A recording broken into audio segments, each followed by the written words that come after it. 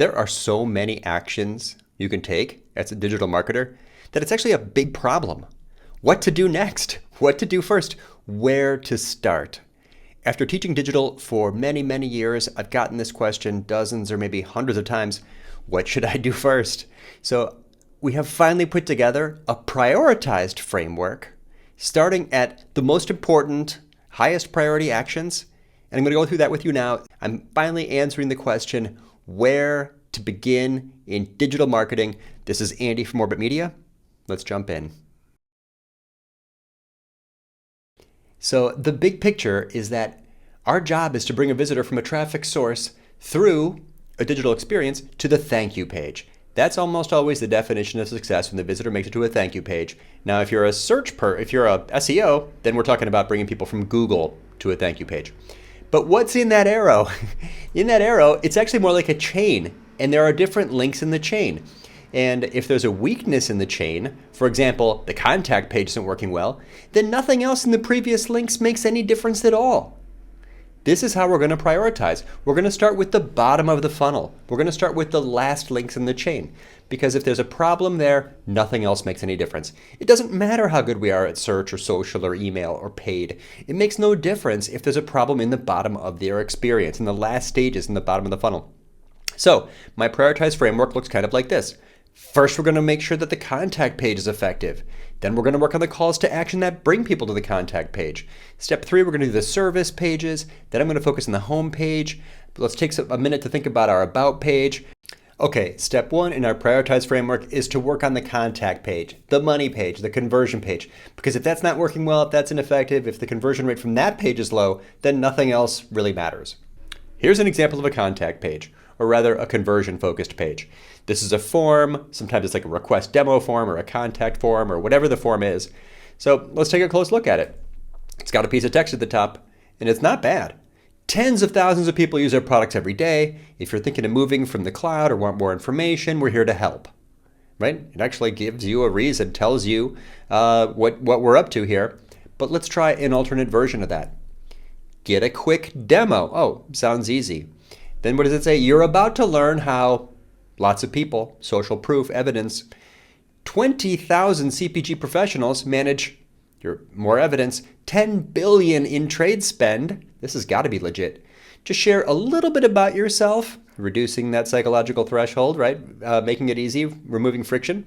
And we'll be in touch when? Within 24 hours, setting expectations, right? This page also has a face, it's got logos, it's got reasons to believe, and it is measurable. Any improvements to that page will be visible in the before and after in the conversion rate on the funnel visualization report. I'm looking at a report here on Google Analytics Universal. Obviously, you can do the same report if you'd like in GA4. But the point is, it is measurable. You can conversion optimize the last step in the process, or at least confirm that there's nothing wrong with it. There's no problems, no friction, confusion, nothing's broken. Next, let's improve the calls to action. These are the clicks that bring the person to the form. Because if they're not working, it doesn't matter how good we are at everything else about driving traffic, and we're brilliant marketers at paid or social or email or search. Because if no one's clicking on the calls to action, nothing else really matters. So the second step in our prioritization is going to be to improve the calls to action, or at least confirm that these calls to actions are effective. Here's how to think about a CTA. We've talked about this in other articles and other videos, but nobody clicks on anything until in their mind, they've done a split-second cost-benefit calculation and concluded that the benefits exceed the cost. Is this worth 10 seconds of my time? That's what we all think every day before we click or tap on anything anywhere. So instead of just saying, do this thing, we want to be specific and make it sound valuable. Do this valuable thing. Make the benefit seem higher. Or do this easy thing. Make the cost seem lower. Make sense? That's our job, is to manipulate in the visitor's mind the cost-benefit calculation for taking this action. So contact us is not really a call to action. I'm sorry, it's not. That's a weak verb. Contact, read, learn. These are not powerful, compelling calls to action. Check availability and waitlist. That's a call to action. Gives them a reason to click. What do I get if I click, right? Or schedule a time to chat with. You're not spending money. Just schedule time to chat with an associate, right? And by the way, we can usually find a time within 24 hours. Aha! The boring versus sounds relevant and valuable versus sounds easy. So you can imagine how the difference and how specificity correlates with conversion, specifically when it makes the benefits bigger or the cost seem smaller. The next step in our prioritized framework for where to begin, what to do first in digital marketing, is to now work on the page that contains that call to action. The job on this page is to basically answer questions, address objections, and give reasons to believe. That's what this page is all about. That's what every service page is about. Go look at your browsing history. The reason you don't take action on websites is because there was some information gap. This is a study done by the Nielsen-Norma Group that found that findability is the main reason people don't take action. The cure for this problem is to understand your audience deeply. It's data-driven empathy. It's research, often qualitative interviews, when you know what these people need to have, what information they have, what are their information needs, and then what are our best answers for their information needs. Now you can take that data, that research, because you asked a client what was the most important option to you. When they give you the answer, security followed by scalability, now you can prioritize the page. Now you can build the page to speak to them specifically. That's the job. That's what the conversion optimizer does. And that's the job of the page, just to understand the information needs of the visitor and to guide them through a sales conversation, sort of emulating a conversation with that top rep. What was the problem you're hoping to solve? I wanted insights, not just dashboards.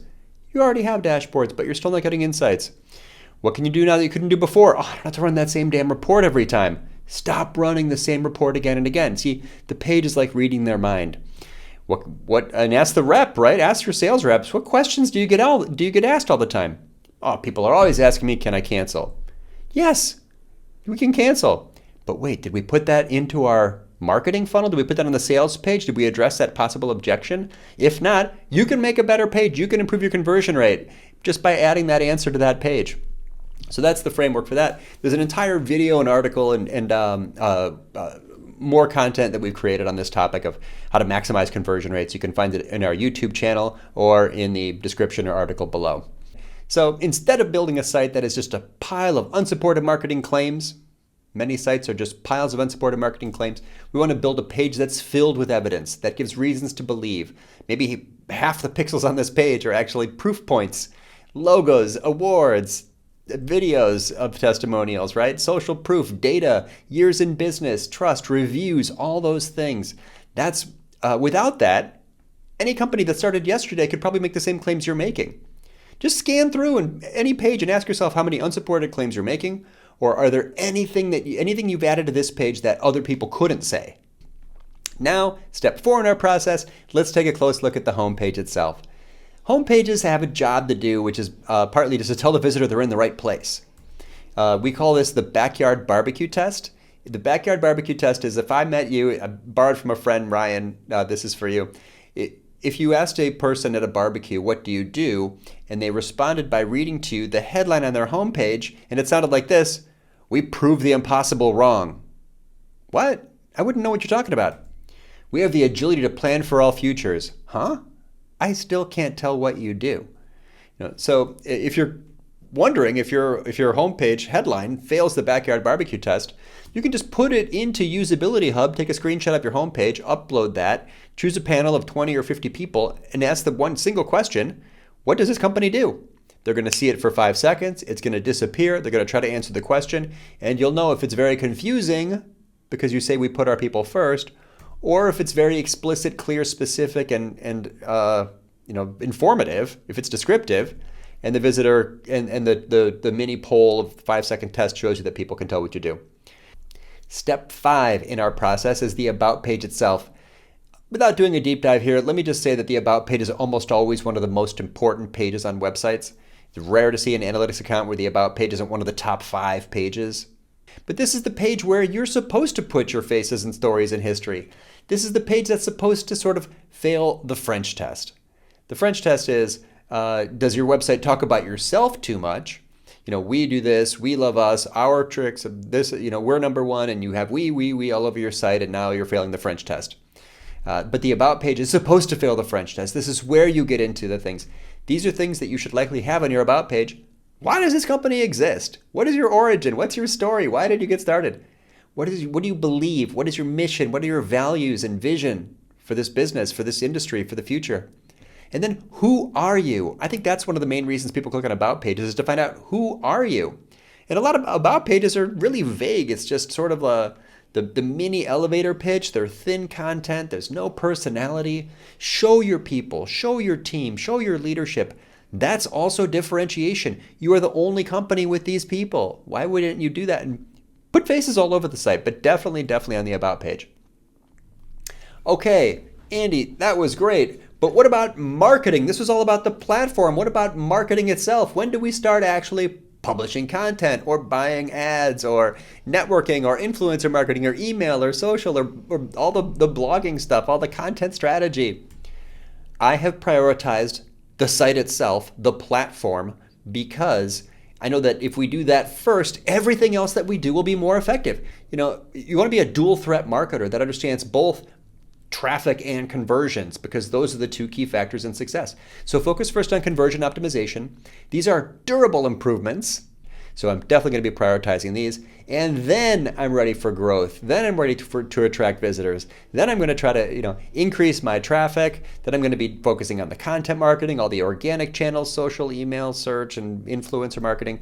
And then I'm also maybe going to go, now it makes more sense to buy traffic. If you're trying paid, you want to run an ad, PPC or paid social, why not fix the landing pages first? Literally, like a bounce has lost money. You want to definitely polish up the landing pages before you go buy visitors, certainly, because if you haven't done the conversion before, it's like putting water into a leaky bucket. Why would you do that? Another metaphor, one of my favorites, stolen from Barry Feldman. Love you, Barry. Fix the mousetrap before you make more cheese. Because when you have a better mousetrap, you're going to convert a greater percentage of visitors forever after. Every action you take forever after in marketing, in attracting visitors, will be more effective. That's it. Makes sense, right? Clarity, perfect prioritization. Now we know where to begin, what to do first, steps that we shouldn't skip, and how to prioritize all these possible millions of different actions that we can take in digital. Really hope that you found this useful. Again, below in the description or in the article, you'll find links to many more resources and a detailed breakdown, step-by-step, of how to do everything we mentioned today. So hope you found this useful. If you know someone else that's struggling with this question of how to prioritize their time, we'd be grateful if you pass this along. And then, of course, feel free to subscribe so you get the next one as soon as it comes out. And we'll keep making these. Thanks.